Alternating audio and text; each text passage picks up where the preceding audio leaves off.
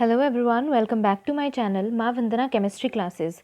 Last जो हमने part number 10th वाली वीडियो देखी थी क्लास 12th के स्टूडेंट्स के लिए, दैट वाज पी डी और एफ ब्लॉक एलिमेंट्स की थी। उसके अंदर हमने डिस्कस किया था जो हेलोजेंस थे, यानी कि ग्रुप नंबर 17 थे, उनकी फिजिकल प्रॉपर्टीज़, उनकी अकरेंस जो है और बाकी सब जो उनकी नॉर्मल हम कह सकते हैं कि इंट्रोडक्शन था, वो हमने देख लिया था।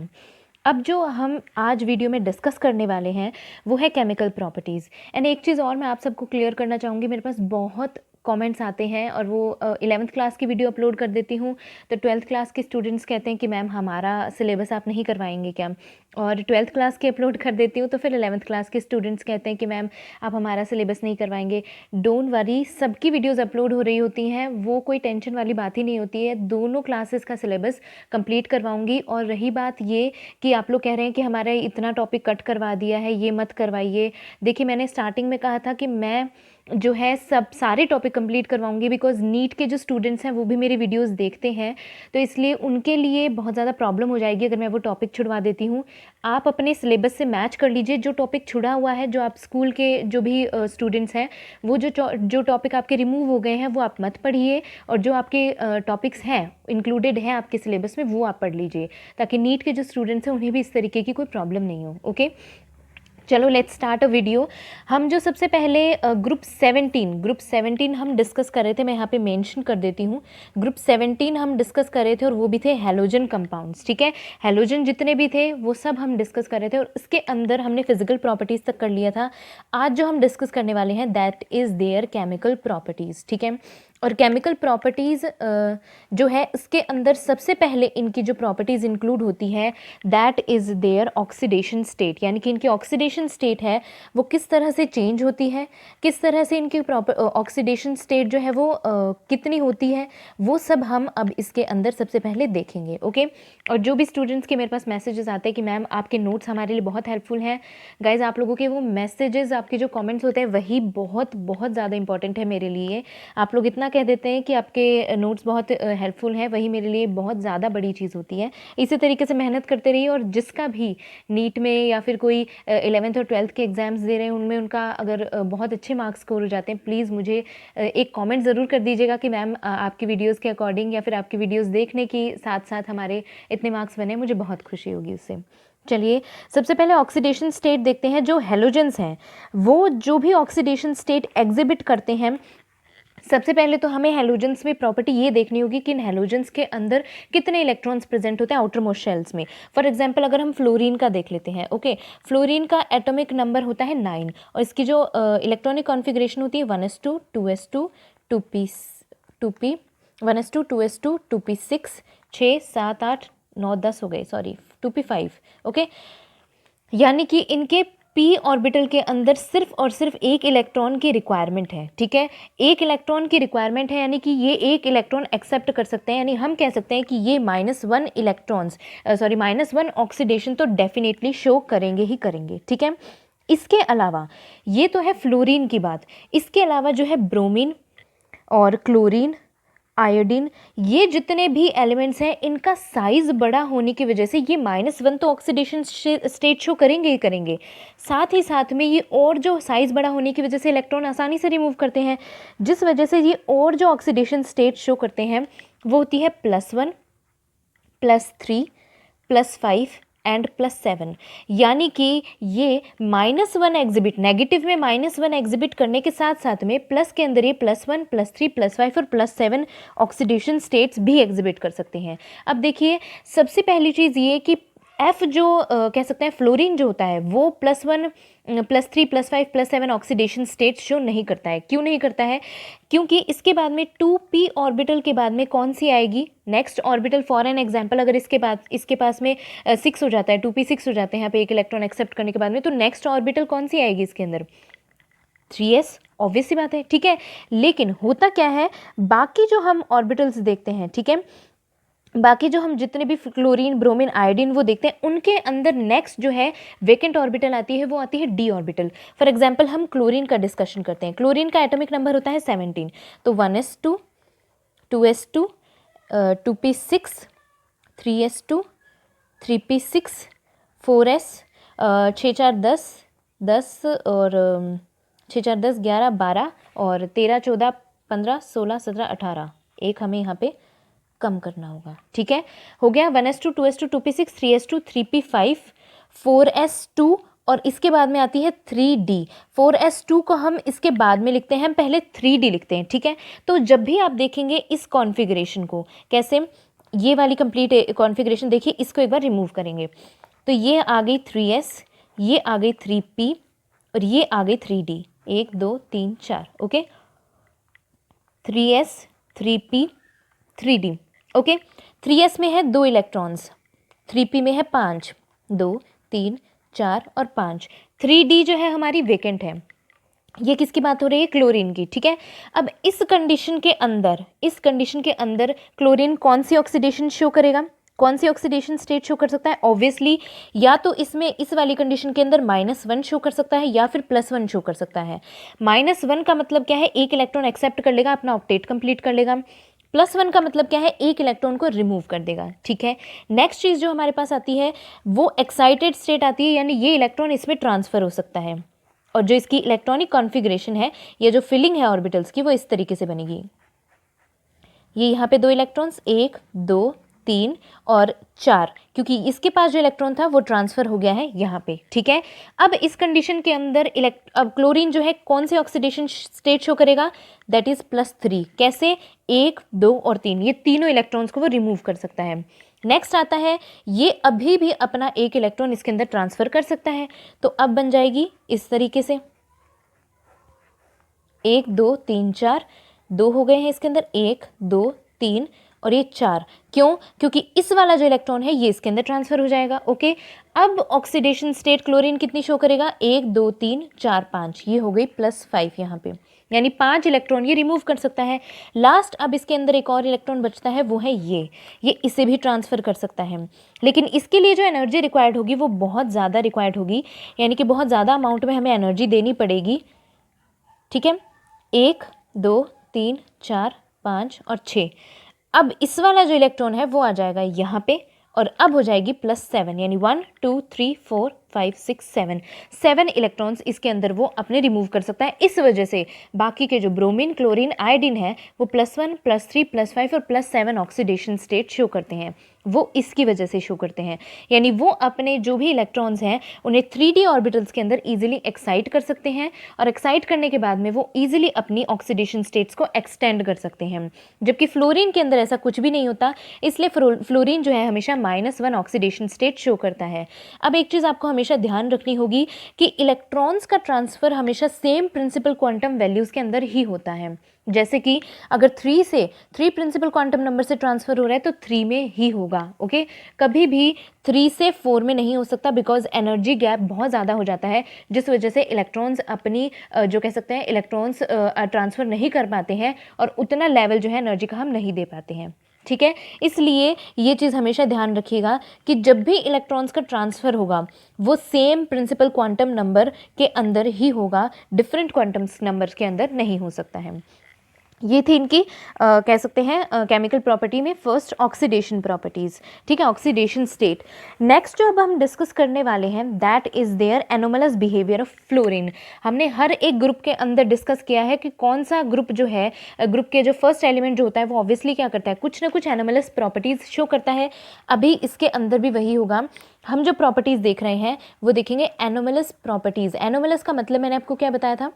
जी हाँ, बिल्कुल, एनोमलस का मतलब होता है कुछ डिफरेंट प्रॉपर्टीज़ बाकी के जो जितने भी एलिमेंट्स इस ग्रुप के अंदर प्रेजेंट हैं उसमें से। ओके, सबसे पहले जो है एनोमलस प्रॉपर्टी ऑफ फ्लोरीन के अंदर कौन सा पॉइंट आता है कि जो पी ब्लॉक एलिमेंट है उसमें जो सेकेंड पीरियड है पीरियोडिक टेबल का, उस टेबल से कुछ कह सकते हैं कि जो फ्लोरीन की कुछ प्रॉपर्टीज़ हैं वो कुछ मैच होती हैं। यानी कि होता क्या है कि जो हमारा फ्लोरीन है वो क्या करता है, एक तरीके से कुछ प्रॉपर्टीज़ डिफरेंट शो करता है, जैसे कि आयनाइजेशन एंथैल्पी, जैसे कि इलेक्ट्रॉन नेगेटिविटी, जैसे कि इलेक्ट्रोड पोटेंशियल।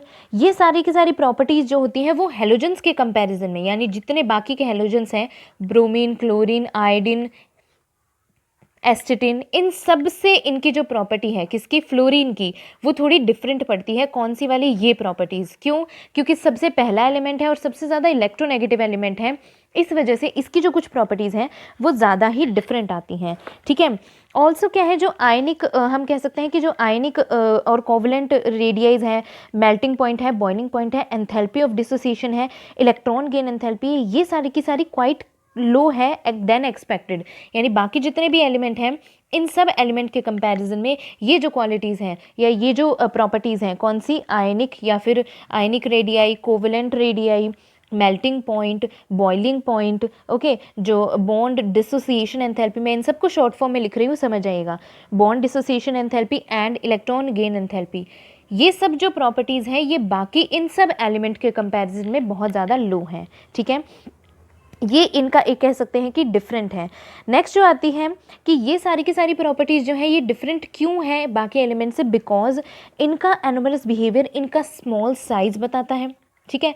फ्लोरीन का जो साइज़ है वो काफ़ी ज़्यादा स्मॉल है, इनकी जो इलेक्ट्रोनेगेटिविटी है वो काफ़ी ज़्यादा हाई है, और इनका जो fluorine fluorine bond dissociation enthalpy है, fluorine fluorine bond dissociation enthalpy है वो क्या है, लो है।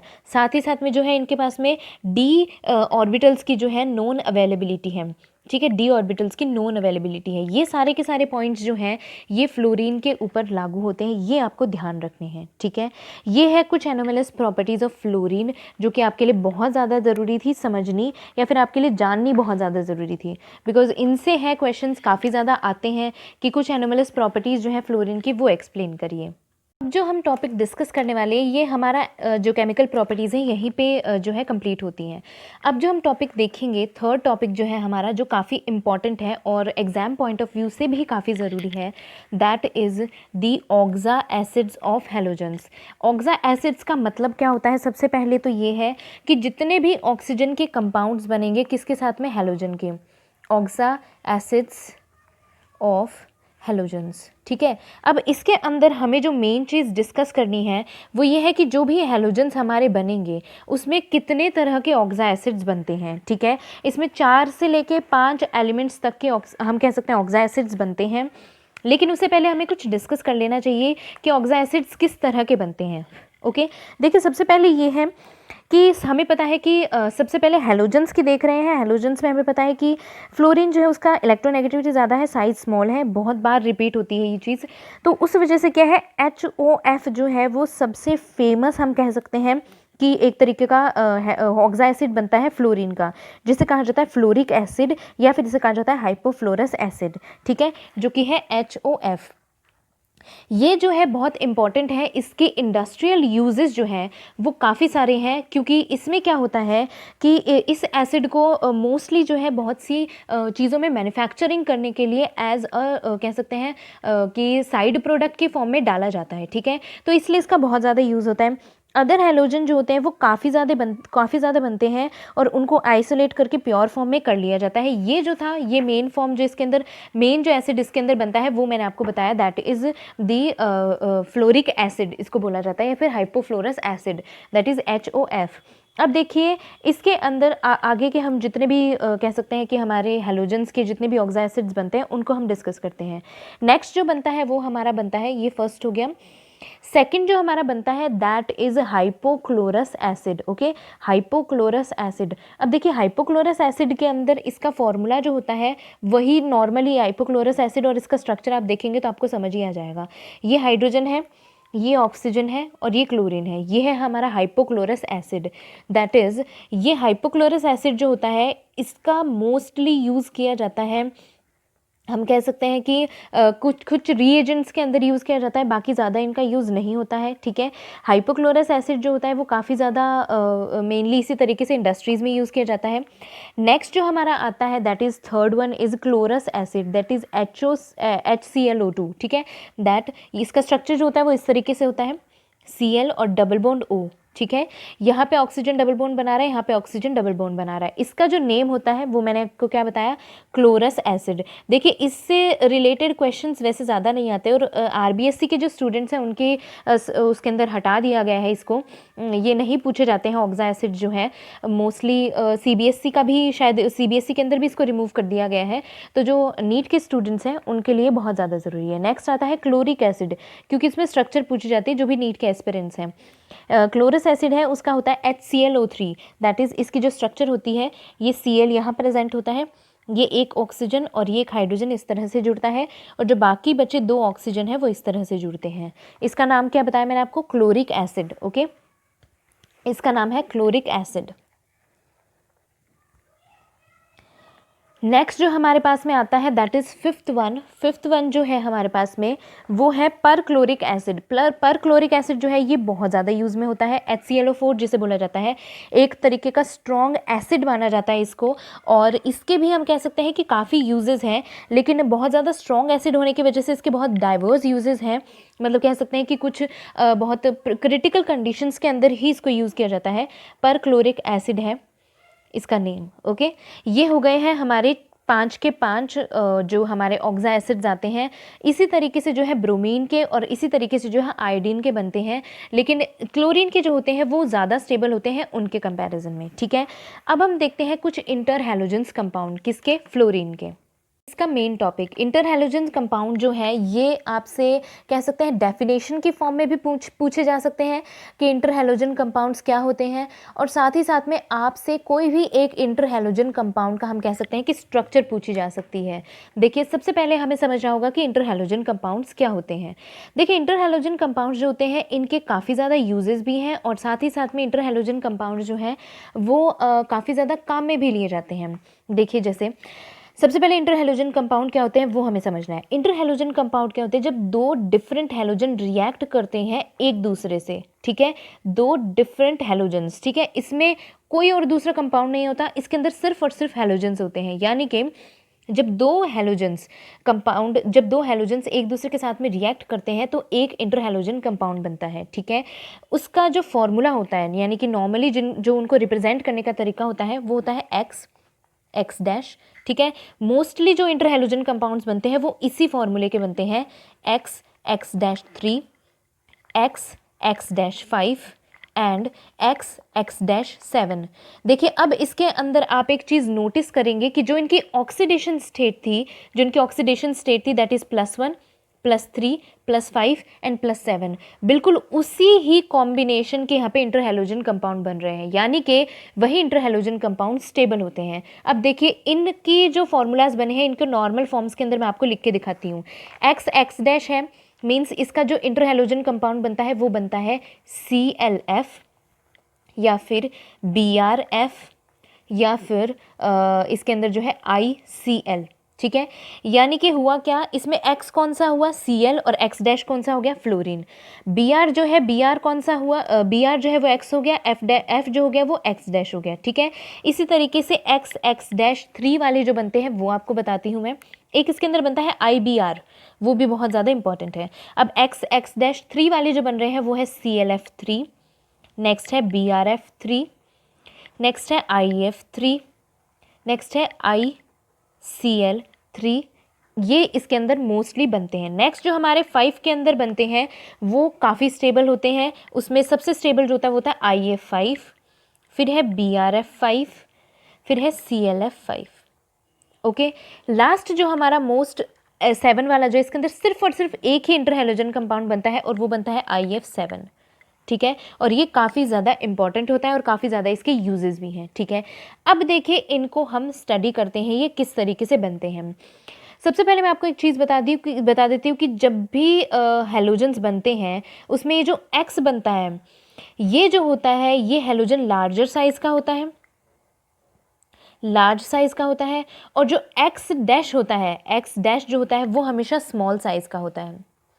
ठीक है, ये चीज़ हमेशा ध्यान रखिएगा कि जो X बनता है वो लार्ज साइज़ का होगा और जो X डैश बनेगा वो हमेशा स्मॉल साइज़ का होगा। और इसी तरीके से X जो बनेगा, X जो प्रेजेंट होगा इस इंटर हैलोजन कंपाउंड में वो मोर इलेक्ट्रोपॉजिटिव होगा, देन किससे? X डैश से। ठीक है, यानी कि जो X होगा वो इलेक्ट्रोपॉजिटिव एलिमेंट होगा और जो X डैश होगा वो इलेक्ट्रोनेगेटिव एलिमेंट होगा। ठीक है, अब देखिए इन दोनों में देख लेते हैं। Cl का साइज लार्ज है, फ्लोरीन का साइज स्मॉल है। Cl इलेक्ट्रोपॉजिटिव है, फ्लोरीन इलेक्ट्रोनेगेटिव है। ठीक है, या फिर यूँ कह सकते हैं Cl इलेक्ट्रोपॉजिटिव एलिमेंट है कंपेरेबल टू फ्लोरीन। ठीक है, इसी तरीके से बाकी सब एलिमेंट्स जब आप देखेंगे, फॉर एग्जांपल ये ले लेते हैं ICl3। ICl3 के अंदर इसका साइज़ बड़ा है, इसका साइज़ छोटा है, ठीक है। और साथ ही साथ में आयोडीन जो है, आयोडीन इलेक्ट्रोपॉजिटिव है और क्लोरीन इलेक्ट्रोनेगेटिव है। हमें पता है फ्लोरीन, क्लोरीन, ब्रोमीन, आयोडीन, एसिटिन, जब हम ऊपर से नीचे की तरफ मूव करते हैं इलेक्ट्रोनेगेटिविटी डिक्रीज होती है। तो इसकी इलेक्ट्रोनेगेटिविटी कम है, इसकी इलेक्ट्रोनेगेटिविटी ज़्यादा है। समझ आ गई? ये हमेशा पॉइंट ध्यान रखिएगा कि जब भी आप फॉर एन एग्जाम्पल खुद से भी कोई आपको एग्जाम के अंदर इंटरहैलोजन कंपाउंड याद नहीं आए और आप अपनी खुद से कोई एग्जाम्पल लिख रहे हो, तो वो एग्जाम्पल इसी तरीके का लिखिएगा कि उसके अंदर जो एक्स वाला एलिमेंट है इसका साइज आपको लिखना है लार्ज, और एक ऐसा एलिमेंट लिखना है, ऐसा हैलोजन लिखना है जो इलेक्ट्रोपॉजिटिव हो। एक्स डैश अगर आप बना रहे हो एग्जाम्पल के तौर पे, तो वो आपको बनाना है जिसका साइज हो स्मॉल, और साथ ही साथ में एक तरीके का कौन सा हो, बिल्कुल इलेक्ट्रोनेगेटिव एलिमेंट हो, ठीक है। इस तरीके से आपको एग्जाम्पल बनाना होगा। अब आ जाते हैं हम बात करते हैं इनकी प्रिपरेशन पे कि इनकी प्रिपरेशन कैसे हो सकती है। देखिए इनकी प्रिपरेशन वैसे तो नॉर्मली हम इस तरीके से करवा सकते हैं कि जो भी हमें इंटरहैलोजन कंपाउंड डालना है उन दोनों को मिक्स किया, टेम्परेचर डाला, एक फिक्स टेम्परेचर डाला, उसके अंदर उनकी फॉर्मेशन हो जाती है। सबसे पहले देखिए हम बनाते हैं एक्स डैश टाइप का कोई भी एक हैलोजन, इंटरहैलोजन। हम क्या करेंगे, Cl2 प्लस F2 को मिक्स कर देंगे, किस में, इक्वल वॉल्यूम के अंदर, ठीक है। इक्वल वॉल्यूम के अंदर हम उनको मिक्स कर देंगे। जैसे ही हम इन्हें इक्वल वॉल्यूम के अंदर मिक्स करेंगे, टेम्परेचर हमें देना होगा 437 केल्विन्स, हमारे पास में फॉर्मेशन हो जाएगी ClF की, ठीक है। ये हो गया हमारा एक्स डैश टाइप का इंटर हैलोजन। नेक्स्ट हम देखते हैं कोई अदर इंटर हैलोजन। हम ले लेते हैं for example x dash 3 type का हम ले लेते हैं, ठीक है। एक्स डैश 3 टाइप के अंदर हम लेते हैं आयोडीन, हमने ले लिया है, और हमने ले लिया क्लोरीन। इसमें हमें क्लोरीन जो है वो एक्सिस में लेना होगा, बिकॉज हमें ClF3 type x dash 3 type का बनाना है, ठीक है। यानी कि ये तो हो गया हमारा एक्स डैश टाइप का। अब हम जो बनाएंगे वो बनेगा एक्स डैश 3 टाइप का। तो इसमें हमें इसका अमाउंट एक्सेस में लेना होगा, बिकॉज हमें इन दोनों में से इलेक्ट्रोनेगेटिव एलिमेंट कौन सा है, ये, तो एक्स डैश कौन सा होना चाहिए, ये होना चाहिए, तो इसलिए हमें इसे एक्सेस में लेना होगा, और ये बन जाएगा हमारे पास में ICl3। अब हमें इसे बैलेंस करना पड़ेगा। ये यहाँ पे 2 है, यहाँ 3 लगा दीजिए, यहाँ 2 है, यहाँ 3 है, यहाँ 2 लगा देंगे, और ये 2 बैलेंस्ड ही है, ओके। अब नेक्स्ट जो हम बनाते हैं एक्स डैश 3 हो गया 5 टाइप का, यानी कि जो है एक्स डैश 5 टाइप का। तो उसमें हमने लिया Br2 प्लस हमने लिया F2, ठीक है। Br2 और F2 हमने इंक्लूड कर लिया है। अब इसमें हमें कौन सा बनाना है, एक्स डैश 5 टाइप का, ठीक है। तो ये बन गया हमारे पास में 5। तो हम क्या करेंगे, इसे ले लेंगे एक्सिस में, बिकॉज हमें यहाँ पे फ्लोरीन लेना है एक्स डैश में। इलेक्ट्रोनेगेटिविटी दोनों में से किसकी ज़्यादा है, ऑब्वियसली फ्लोरीन की इलेक्ट्रोनेगेटिविटी ज़्यादा है, इस वजह से हमें इसे एक्सिस में लेना होगा, बिकॉज हमें एक्स डैश पे यही चाहिए। तो ये हो जाएगा BrF5। अब हम इसे बैलेंस करेंगे, ये 2 है, यहाँ पे ये 1 है, तो ये 2, ये हो गया 10, तो यहाँ पे लिख देंगे 5, ओके। ये हो गया हमारे पास में बैलेंस इक्वेशन एक्स डैश 5 की। इसी तरीके से अगर हमें IF7 बनाना है तो उसके अंदर भी हमें क्या लेना होगा, आयोडीन लेना होगा, I2 ले लेंगे हम, प्लस क्या है, हमें फ्लोरीन डालना है, और इसे हमें क्या डालना है, एक्सिस में डालना है, बिकॉज हमें बनाना है एक्स डैश 7 टाइप से, ओके। ये बन जाएगा हमारे पास में IF7 टाइप का। और अब जो है इसमें इक्वेशन बैलेंस करिए आप, और मुझे बताइए कि इक्वेशन किस तरीके से बैलेंस होगी, ठीक है। अब देखिए इनकी स्ट्रक्चर्स और इनकी कुछ शेप्स के बारे में आपको मैं डिस्कशन करवा देती हूँ, जो कि नॉर्मली पूछा जाता है, और इनकी जो हाइब्रिडाइजेशन होती है वो आप खुद कैलकुलेट करके देखिए। एक की मैं आपको हाइब्रिडाइजेशन जो है बता दूंगी कि कौन सी हाइब्रिडाइजेशन इसकी क्या होगी, बाकियों की आपको खुद हाइब्रिडाइजेशन निकालनी होगी, ठीक है। देखिए सबसे पहले एक्स डैश टाइप के होते हैं, उनमें किसी तरीके की कोई स्ट्रक्चर फिक्स नहीं होती, यानी एक्स डैश टाइप के जो होंगे इनमें नो फिक्स्ड स्ट्रक्चर होगी। इसमें आपसे स्ट्रक्चर पूछी भी नहीं जाती है, स्ट्रक्चर, ओके। इसमें कोई फिक्स स्ट्रक्चर नहीं होती है, पेल येलो या फिर ब्राउन कलर की या फिर कलरलेस टाइप की गैसेस होती हैं। मेन जो आपसे पूछी जाती हैं वो होती है एक्स डैश 3 टाइप की, ठीक है। इसमें सबसे पहले हम देखते हैं ClF3 के लिए। अब देखिए ClF3 जो है एक तरीके की कलरलेस गैस है, और इसकी जो स्ट्रक्चर बनती है, इसकी जो स्ट्रक्चर होती है वो होती है बेंट टी शेप की। अब देखिए मैं इसका आपको हाइब्रिडाइजेशन और इसकी स्ट्रक्चर दोनों एक्सप्लेन कर देती हूँ। बाकी सब की जो है इसकी बेंट टी शेप की स्ट्रक्चर आएगी और हाइब्रिडाइजेशन उसी तरीके की आएगी। जो हाइब्रिडाइजेशन इसकी रहेगी बाकी सब इसी ग्रुप के XX-3 टाइप के जितने भी होंगे उनकी भी हाइब्रिडाइजेशन वही रहेगी। फॉर एग्जाम्पल क्लोरीन है 17 है इसका, तो इसमें बन जाएगा 3S 3P और आ जाएगा यहाँ पे 3D 1 2 3 4, ये हो गए 1 2 3 4 5, ये हो गया 3S 3P और 3D। ठीक है, अब देखिए हमें डालने इसके अंदर 3 फ्लोरीन। वेकेंट ऑर्बिटल कितनी है? सिर्फ एक, तो हम क्या करेंगे इसे यहाँ ट्रांसफ़र कर देंगे। ये हो गया 1, ये 3S, ये 3P और ये हो गया हमारे पास में 1 2 3 4 3D। ओके, ये इलेक्ट्रॉन इसमें ट्रांसफ़र हो गया, यहाँ आ गया 1 2 3 और 4 हो गए अब हमारे पास में। ठीक है, सॉरी ये वाला यहाँ पे पेयर्ड है, सिर्फ ये ट्रांसफ़र हुआ है। ठीक है, तो 1 2 3, एक फ्लोरीन यहाँ जुड़ जाएगा, एक फ्लोरीन यहाँ जुड़ जाएगा और एक फ्लोरीन जो है वो यहाँ जुड़ जाएगा। ये है 3S, ये है 3P और ये है 3D। अब देखिए इसकी जो ऑर्बिटल्स बनेंगी, इसका जो हाइब्रिडाइजेशन बनेगा sp3 और D, ये हो गया sp3d हाइब्रिडाइजेशन। ठीक है, समझ आया? अब देखिए sp3 हाइब्रिडाइजेशन हो गया। अब इसमें लोन पेयर कितने हैं? 2 लोन पेयर है इसके अंदर। इस वजह से इसकी जो स्ट्रक्चर होती है वो होती है बेंट टी शेप की स्ट्रक्चर। कैसी बनती है इसकी स्ट्रक्चर? देखिए यहाँ पे होगा क्लोरीन। ओके, फ्लोरीन कितने हैं? 3, 1 2 और 3, ये हो गए 3 फ्लोरीन। और यहाँ पे जो है हम कह सकते हैं कि जो एक सेकंड, फ्लोरीन इसके इस तरह से होंगे। मैं इसकी एक्सप्लेन यहाँ पे अच्छे से बना देती हूँ, ऊपर की तरफ बना देती हूँ। ओके, ClF3 Cl, एक फ्लोरीन यहाँ होगा इस तरीके से, एक फ्लोरीन यहाँ, एक फ्लोरीन यहाँ हो गए, 3 फ्लोरीन। लोन पेयर कितने हैं इसके? 2, ये 2 लोन पेयर हो गए हैं इसके। ठीक है, ये हो गई है bent T shape structure.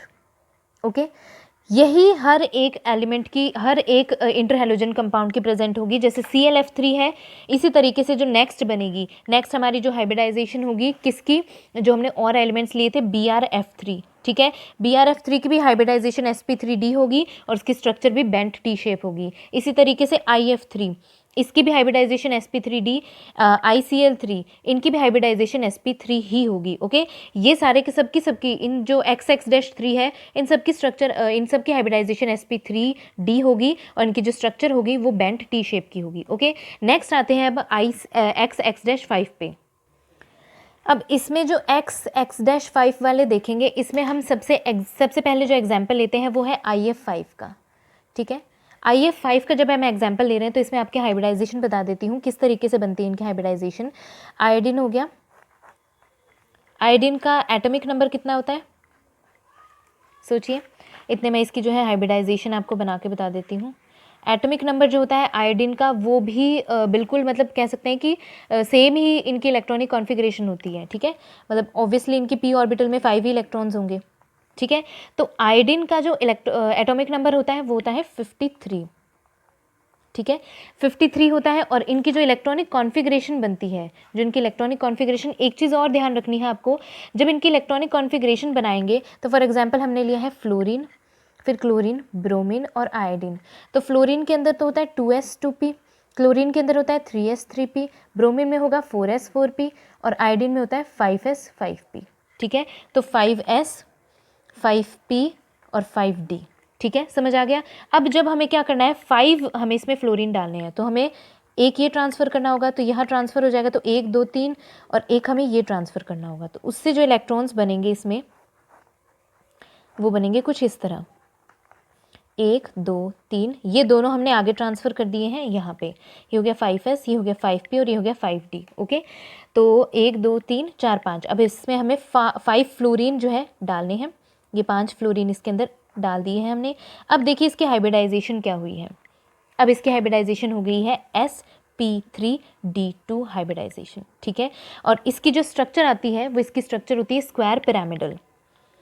Square pyramidal इसकी स्ट्रक्चर होती है और स्क्वायर पिरामिडल स्ट्रक्चर जो होती है, बाकी सभी जितने भी XX- ग्रुप के जितने भी इंटरहैलोजन कंपाउंड आएंगे, जैसे BrF5, और Cl(F5), उन सब की ही कह सकते हैं कि सेम यही स्ट्रक्चर आएगी। स्ट्रक्चर मैं आपको अभी बना के बताती हूँ। देखिए सबसे पहले देखिए इसमें कितने वो प्रेजेंट है, लोन पेयर इलेक्ट्रॉन्स, या फिर यूँ कहें लोन पेयर कितने प्रेजेंट है इसके अंदर, ओनली एक प्रेजेंट है, ठीक है। तो अब इसकी जो स्क्वायर पिरामिडल स्ट्रक्चर है वो कुछ इस तरह बनती है।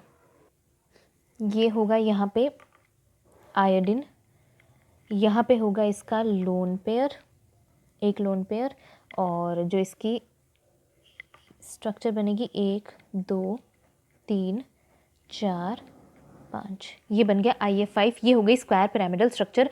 इन दोनों एलिमेंट्स की भी बिल्कुल इसी तरीके से बनेगी। ओके, नेक्स्ट आता है अब हमारा लास्ट, दैट इज XX-7 वाला, XX-7 वाला, जिसमें हमने सिर्फ एक एग्जाम्पल किया था, that is IF7। Okay, IF7 को अब हम देख लेते हैं किस तरह से इसकी इलेक्ट्रॉनिक कॉन्फ़िगरेशन होगी। आयोडीन 53, और जो इसका हाइब्रिडाइजेशन होगी वो भी देख लेते हैं, 1 2 3 4। ओके, ये हो गया 5s, ये हो गया 5p, और ये हो गया 5d, ठीक है। ये 2 3 4 और ये 5। अब हमें 7 इलेक्ट्रॉन्स डालने हैं, 7 फ्लोरीन एटम्स जो हैं इसमें हमें डालने हैं। तो 1 2, इतने 2 डाले थे तो यहाँ पे 5 हो गए थे, यानी हमें 2 और चाहिए, तो हमें इसे भी ट्रांसफ़र करना होगा। तो हमें इतनी एनर्जी इन्हें देनी होगी कि बाकी जितने भी इलेक्ट्रॉन्स हैं वो सारे के सारे इसमें ट्रांसफ़र हो जाए। तो 1 2 3 4 5 6 7, ये हो गए 7। ओके, ये हो गया 5s, ये हो गया 5p, और ये हो गया 5d। अब इसके अंदर हम आसानी से 7 फ्लोरीन्स को क्या कर सकते हैं, इंसर्ट कर सकते हैं। ये हो गए हमारे फ्लोरीन यहाँ पे एडजस्ट। एक चीज़ आप इसमें नोटिस करेंगे कि इसके अंदर एक भी लोन पेयर प्रेजेंट नहीं होता है, ठीक है। इसकी जो हाइब्रिडाइजेशन होगी वो होगी sp3d3 टाइप ऑफ हाइब्रिडाइजेशन, और इनका जो स्ट्रक्चर बनता है वो कौन से तरीके का बनेगा भाई, इनकी जो स्ट्रक्चर होगी वो होगी pentagonal bipyramidal, pentagonal bipyramidal. Okay, और इनकी जो ये जो IF7 की स्ट्रक्चर होती है, इसमें सिर्फ IF7 वाला जो है ये एक ही बनता है। इसकी स्ट्रक्चर कुछ इस तरीके से बनेगी, देखिए यहाँ पे बना देती हूँ मैं, ये कुछ इस तरह से, ये आयोडीन यहाँ पे इस तरह से बीच में मिड में प्रेजेंट होगा। ओके, यहाँ पे फ्लोरीन 1 2 3 4 5 और ये 6 और ये 7, ये हो गई पेंटागोनल बाइपिरामिडल स्ट्रक्चर। इस तरीके की इसकी स्ट्रक्चर होती है। ओके, इसमें एक भी लोन पेयर प्रेजेंट नहीं होता है। ओके, सो ये था हमारा फ्लोरीन का डिस्कशन, जिसके अंदर हमने इंटर हैलोजन कंपाउंड्स भी देख लिए हैं, और मोस्टली हमने देख लिए हैं कि इनकी chemical properties, oxidation state, anomalous properties, वो सब हमने डिस्कस कर लिया है। ये थी हमारी आज की वीडियो, जो कि मेरे ख्याल से बहुत ज़्यादा इंपॉर्टेंट है एग्ज़ाम पॉइंट ऑफ व्यू से, नीट एस्पिरेंट्स के लिए भी बहुत ज़्यादा ज़रूरी है, और स्कूलिंग जो कर रहे हैं उनके लिए भी बहुत ज़्यादा ज़रूरी है। ओके, तो नेक्स्ट हम वीडियो के अंदर डिस्कस करेंगे कौन सा, ग्रुप नंबर 18 जो कि है हमारा नोबल गैसेस वाला, फिर हम डी और एफ ब्लॉक स्टार्ट करेंगे। तो ये थी मेरी आज की वीडियो। अगर वीडियो पसंद आई है तो प्लीज़ अपने फ्रेंड्स के साथ इसे शेयर करिए, लाइक करना मत भूलिए, और जिन्होंने मेरे चैनल को सब्सक्राइब नहीं किया जल्दी से सब्सक्राइब कर लीजिए और बेल आइकन को प्रेस कर लीजिए, ताकि नेक्स्ट वीडियो के लिए आप नोटिफाइड रहें। मिलते हैं नेक्स्ट वीडियो के अंदर। Till then take care, bye bye.